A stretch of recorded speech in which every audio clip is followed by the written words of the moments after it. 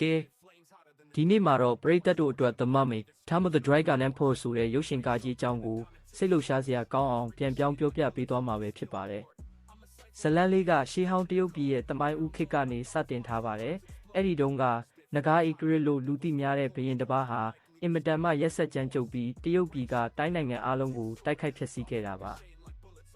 သူဟာတရုတ်တိုင်းကြီးတိဆောက်တဲ့နေရာမှာတော့သူဖမ်းမိထားတဲ့အကျဉ်းသားတွေကိုအရှင်လက်လက်ထည့်သွင်းမြုပ်နှံခဲ့တဲ့အထိရက်စက်ခဲ့သူပေါ့ဒါပေမဲ့အာနာနဲ့စီးစိမ်တွေဘလောက်ရှိသူတောင်းတနေတာကတော့ထာဝရအသက်ပါပဲအဲ့ဒါကြောင့်လဲထာဝရအသက်ရနိုင်မဲ့လျှို့ဝှက်ချက်ကိုတည်ထားတဲ့ဇိုင်းရန်ဆိုတဲ့မော်ဆီယာမလေးကိုရှာဖို့သူ့ရဲ့ဗိုလ်ချုပ်ကြီးမင်းကိုဆေးလွတ်ခဲ့ပါတယ်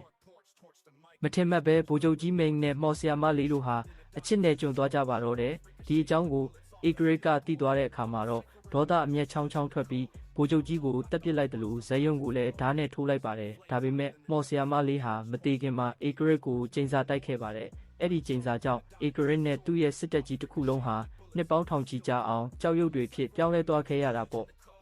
အချိန်တွေကုန်လွန်ပြီး1946ခုနှစ်အင်္ဂလန်နိုင်ငံကိုရောက်လာတဲ့အခါမှာတော့ကျွန်တော်တို့ရဲ့အဓိကဇက်လိုက်ကြီး Rick ကောက်ခန်းလုံးနဲ့သူ့ဇနီးရမင်းတို့ဟာအေးစစ်စစ်အနားယူနေကြပါပြီ Rick တယောက်ငါးဖမ်းထွက်ရင်းနဲ့စိတ်ပြက်စရာတွေကြုံလို့တနက်နဲ့ပြစ်ပြီးငါးဖမ်းရတဲ့အထိသူ့ရဲ့စွန့်စားခန်းတွေကိုလွမ်းဆွတ်နေတာပါသူတို့ရဲ့သားအဝါကတော့မိဘတွေကိုတက္ကသိုလ်တက်နေတယ်လို့လိန်ပြောပြီးတရုတ်ပြည်မှာရှေးဟောင်းသူတေသနာလုပ်နေပါတယ်အဝါကဟာတရုတ်ပြည်ရဲ့နေရှမ်းဒေသမှာနဂါဧကရစ်ရဲ့တင်ချိုင်းကူကိုရှာဖွေတွေ့ရှိသွားခဲ့ပါတယ်ခုထဲမှာအသက်အန္တရာယ်ရှိတဲ့ထောင်ချောက်တွေအများကြီးကိုကြော်ဖြတ်ပြီးတဲ့နောက်မှာတော့ကြောက်ရွံ့စစ်တီပေါင်းထောင်တောင်းချီရှိတဲ့ဧကရစ်ရဲ့စစ်တပ်ကြီးကိုတွေးလိုက်ရပါတယ်။အဲ့ဒီမှာပဲမျက်နှာဖုံးဆွတ်ထားတဲ့လျှို့ဝှက်တပ်ဖြတ်သူမာလီဝင်နဲ့ထိတ်တိုက်တွေ့ပြီးတိုက်ခိုက်ကြပါသေးတယ်။ဒါပေမဲ့မထင်မှတ်ထားတာကအဝါခါရဲ့မိတ်ဆွေ Professor Wilson ဟာဗိုလ်ချုပ်ရင်နဲ့ပူးပေါင်းပြီးတစ္ဆာဖောက်လိုက်တာပါပဲ။သူတို့ရဲ့ရည်ရွယ်ချက်ကနဂါဧကရစ်ကိုပြန်လည်အသက်သွင်းဖို့ဖြစ်ပါတယ်။တစ်ဖက်မှာလည်း Rick နဲ့ Evelyn တို့ဟာရှန်ဂရီလာရဲ့မျက်လုံးIf Shangri-La ဆိုတဲ့ယတနာကိုတရုတ်ပြည်စီပြန်ပို့ပေးဖို့တာဝန်ပေးခြင်းခံရပြီးရှန်ဟိုင်းကိုရောက်လာကြပါတယ်။အဲ့ဒီမှာသူတို့မိသားစုတွေပြန်ဆောင်ကြပေမဲ့တားဖြစ်သူဝလကနဲ့ဖခင်ဖြစ်သူရတ်တို့ကြားမှာနားလည်မှုလွဲတာတွေစိန်ကားတာတွေဖြစ်နေပါတယ်။ဇက်ရှိန်ကဗမာတက်လာလဲဆိုတော့ဗိုလ်ချုပ်ရန်ကရှန်ဂရီလာရဲ့မျက်လုံးထဲကထာဝရအသက်ဆေးရည်ကိုဧကရစ်ရဲ့ကြောက်ရွံ့ပေါ်လောင်းချလိုက်တဲ့အခါမှာတော့ကြောက်ရွံ့ကြီးဟာတဖြည်းဖြည်းအသက်ဝင်လာပြီးနဂါဧကရစ်ကြီးပြန်နိုးထလာပါတော့တယ်ဧကရစ်ဟာသူ့ရဲ့မြင်ရထားကြီးကိုမောင်းနှင်ပြီးရှန်ဟိုင်းမြို့လေခေါင်မှာပြန်ပါတာတွေလုပ်တော့တာပေါ့အခါတော့မိသားစုလည်းမြင်ရထားနောက်ကိုမီရှူမီပန်းတင်တဲ့ကားကြီးနဲ့လိုက်ကြရင်မြို့ထဲမှာအကြီးအကျယ်တိုက်ပွဲဖြစ်ကြပါတယ်နောက်ဆုံးမှာတော့သူတို့ဟာဧကရစ်ကိုတားဆီးဖို့အတွက်ဟိမဝန္တာတောင်တန်းတွေပေါ်ကရှန်ဂရီလာဝင်ပေါက်စီကိုတွားကြရပါတယ်အဲ့ဒီမှာအင်မတန်ကြီးမားတဲ့ယက်တီရဲလက်ကြီးတွေရဲ့အကူအညီနဲ့ဧကရစ်ရဲ့စစ်တပ်ကိုတိုက်ခိုက်ခဲ့ကြပါတယ်တိုက်ပွဲအတွင်းမှာ Rick ဟာတားဖြစ်သူကိုကာကွယ်ပေးရင်ဓာတ်တန်ရအပြင်းထန်ရသွားခဲ့ပါတယ်။ဒါပေမဲ့ကံကောင်းစွာနဲ့ပဲဝိုင်းရဲ့မိခင်ဖြစ်တဲ့မော်ဆီယာမဇိုင်ယွန်ကသူတို့ကိုကယ်တင်ပေးခဲ့ပြီး Rick ကိုလည်းထာဝရအသက်ရေကန်ထဲမှာစိတ်ကူပေးခဲ့လို့ပြန်ကျန်းမာလာခဲ့ပါတယ်။ Alexa နဲ့ Line တို့ကြားမှာလည်းအချစ်ဇလန်းလေးစတင်လာခဲ့ပေမဲ့ Line ကတော့သူတို့ဟာထာဝရအသက်ရှိတဲ့သူတွေဖြစ်လို့လူသားတစ်ယောက်ကိုချစ်မိရင်နောက်တစ်ချိန်မှာတေကွဲရမှာကိုကြောက်နေခဲ့ပါတယ်။ Rick ပြန်နိုးလာတဲ့အချိန်မှာတော့တားဖနှစ်ယောက်ကြားကအေးဆက်မှုတွေပျောက်ကွယ်သွားပြီးဧကရစ်ကိုအပီးတိုင်နှိမ်နင်းဖို့အတွက်စိတ်သက်တွေပြန်လဲတက်ကြွလာပါတော့တယ်။တားဖြစ်သူဝလကဟာသူ့ရဲ့ဖခင်အပေါ်ထားတဲ့စစ်မှန်တဲ့မေတ္တာနဲ့ဂရုစိုက်မှုကိုထုတ်ဖော်ပြောကြားခဲ့ပါတယ်။သူလွန်ခဲ့တဲ့နှစ်အနည်းငယ်ကမိဘအပေါ်ဆိုးခဲ့တာတွေအတွက်နောင်တရပြီးဖခင်ဖြစ်သူကိုအယမ်းချစ်ကြောင်းနှိမ်ချစွာဝန်ခံခဲ့တာပါဒီစကားတွေကြောင့် Rick တယောက်အံ့ဩဝမ်းသာသွားပြီးသူကိုယ်တိုင်လည်းတားအပေါ်မှာတာဝန်မကျေခဲ့တဲ့အဖေတယောက်ဖြစ်ခဲ့တာကိုပြန်လဲဝန်ခံရင်းတားအဖနှစ်ယောက်ပြန်လဲတင့်မြတ်သွားကြပါတယ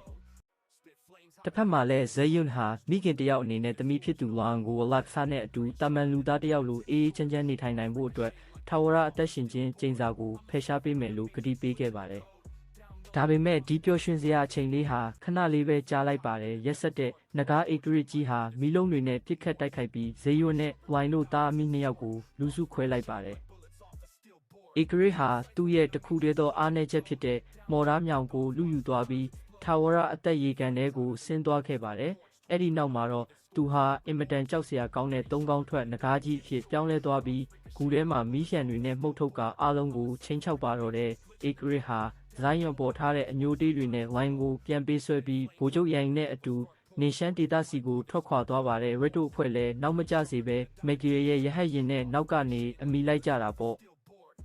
နေရှမ်းကိုရောက်တဲ့အခါမှာတော့အေဂရစ်ဟာလူသားပုံစံပြန်ပြောင်းပြီးမြေအောက်မှာနှစ်ပေါင်းများစွာအိပ်ပျော်နေတဲ့သူ့ရဲ့ကြောက်ရွံ့စစ်တပ်ကြီးကိုနိုးထစေခဲ့ပါတယ်တကဘာလုံးကိုတိမ့်ပိုက်ဖို့ပြင်ဆင်နေတဲ့အေဂရစ်ကိုတားဆီးဖို့အတွက်ဇိုင်းယွမ်ဟာစွန့်စားမှုတစ်ခုလုပ်ခဲ့ပါတယ်အဲ့ဒါကတော့တရုတ်တိုင်းကြီးအောက်မှာမြုပ်နှံခံထားရတဲ့အေဂရစ်ရဲ့ရန်သူတော်ဟောင်းတွေကိုပြန်လည်အသက်သွင်းဖို့ပါပဲဒီအတွက်သူနဲ့သူသမီးရဲ့ထာဝရအသက်ရှင်ခြင်းအခွင့်အရေးကိုစတေးပြီးဂါထာမဏ္ဍန်တွေရွတ်ဖတ်လိုက်ပါတယ်မကြခင်မှာပဲမြေကြီးတဲကအယိုးစုစစ်တပ်ကြီးထွက်ပေါ်လာပြီးအေဂရီရဲ့ကြောက်ရွံ့စစ်တပ်ကြီးနဲ့အကျိတ်အနယ်တိုက်ပွဲဖြစ်ပွားပါတော့တယ်။တိုက်ပွဲတွေပြင်းထန်နေတော့မှပဲအလာဟာရန်သူစစ်တပ်ထဲကိုရုပ်ဖြတ်ဝင်ရောက်ပြီးအကျဉ်းကျနေတဲ့ဝိုင်းကိုကယ်ထုတ်နိုင်ခဲ့ပါတယ်။တစ်ဖက်မှာလည်းဇေယွမ်နဲ့အေဂရီတို့ဟာထိတ်တိုက်တွေ့ပြီးဓာချင်းရှင်တိုက်ကြပါတယ်။ဇေယွမ်ဟာဒန်ယာရီကနေပေမဲ့အေဂရီစီကမော်ဒါမြောင်ကိုပြန်လူဖို့အတွက်သူ့ရဲ့အသက်ကိုတောင်စတေးခဲ့ပါတယ်။အေဂရီရဲ့ဓာတ်နဲ့အထိုးခံလိုက်ရတဲ့အချိန်မှာသူဟာအေဂရီရဲ့ခါကြကမော်ဒါမြောင်ကိုလျှက်တစ်ပြက်လူယူနိုင်ခဲ့ပါတယ်။နောက်ဆုံးမှာတော့ဇိုင်းယွန်ဟာသမီးဖြစ်သူရဲ့ရင်ခွင်ထဲမှာပဲအသက်ပြောက်သွားခဲ့ရပါတယ်။ဇက်သိမ်းပိုင်းတိုက်ပွဲမှာတော့ Red နဲ့ Alex တို့ဟာ